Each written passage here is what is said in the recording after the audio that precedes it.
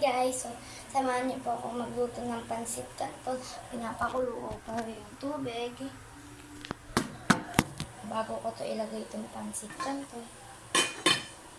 So medyo kumukulo na siya, pero mamaya pa natin ilalagay pag kumukulo na talaga.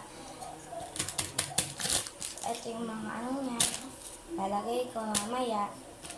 So ito po yung gagamitin natin para sa pansit canton. Dito ko po ilalagay. And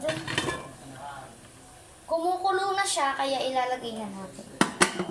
Samahan niyo kung maglagay ng pansit canton.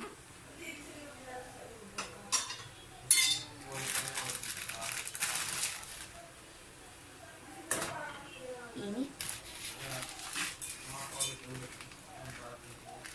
Ayan guys, ilagay na natin ng pansit canton. Kasugasan lang natin itong pangganto natin.